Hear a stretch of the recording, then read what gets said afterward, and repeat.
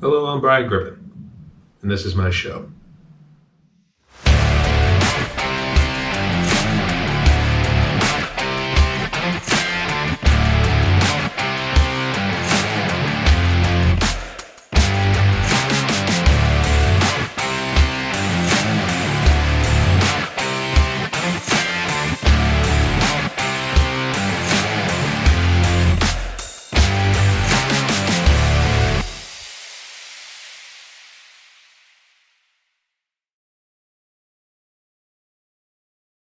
Hey everyone, welcome back to the McGribbs Show. It's your host Brian, and I'm sorry I'm not showing myself right now. I've been under the weather the last couple of weeks dealing with the flu, so this episode will just be a little bit shorter than usual. So the way the format's going to work here is I'm just going to jump right into the shoutouts. After that, do a nice little couple drum solos. I got 2 this week. Then lastly, I'll show a nice little 5-minute clip of next week's podcast episode on my All Music Matters in that podcast. So let's not waste any time. Let's jump into the shoutouts.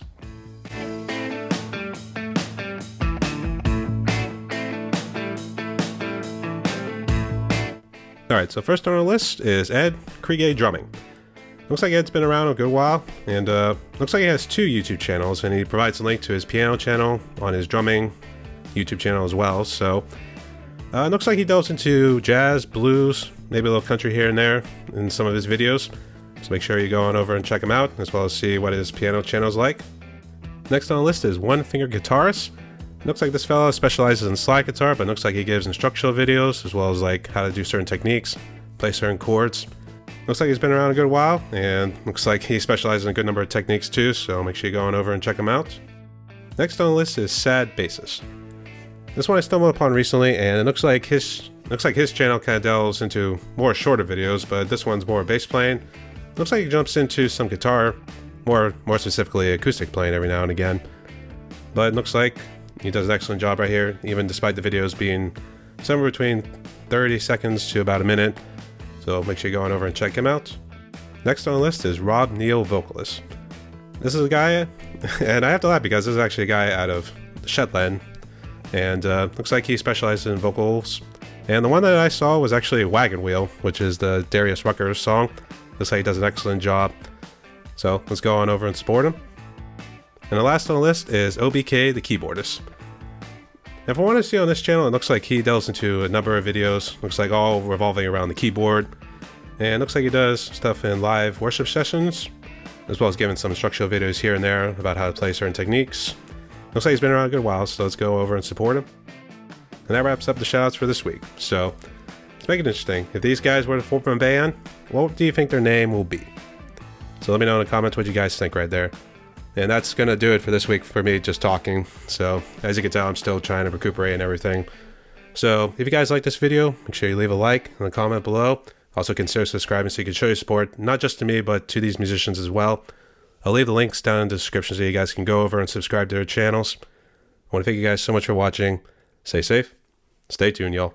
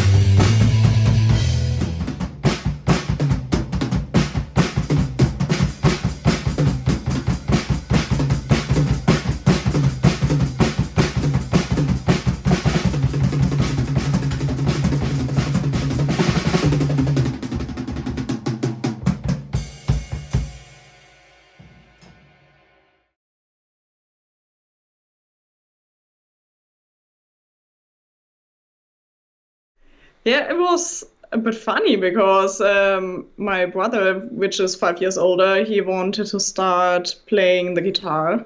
And I was like, okay, now when he's allowed to play guitar and get to be teach, then I want to learn something too. And I was sitting in the car and I was like, okay, which instrument would I like to play? And then I was like, just listening, and I'm like, okay, drums is definitely coolest one. I want to learn that. And I was quite small at that time and young, and I was actually too young to get lessons. And they put me like in a preschool something where we were doing some percussion stuff, and afterwards they set me on the drum set and I got a small one to practice at home, and yeah, I just continue doing it and love it. I see. Yeah, and that's probably how it tends to start, but normally it's like pots and pans is like the first one, or it's like something you picked up in school. So, so I guess I see your drum set back there, and I guess the wall I kind of recognize was in your one video, "Shut Up and Dance," because Yes. I can't tell you how many times I heard that song, to be honest. But I guess walk us through it. What is it? It's my SJC Providence kit with a 22-inch bass drum, 16 by 16 floor tom, 7 by 10. And most of the time for my recordings, I'm playing with the SJC acrylic snare and my Siljan custom dog case. And this is what I'm playing most of the time when I'm like on tour with a band. On tour, I switched to my little busker kit, also from SJC, and play that. I So Yeah, it was pretty sweet too, and it is. it was a Shut Up and Dance. I know I watched it last night, and I was trying to see it. It was pretty cool too.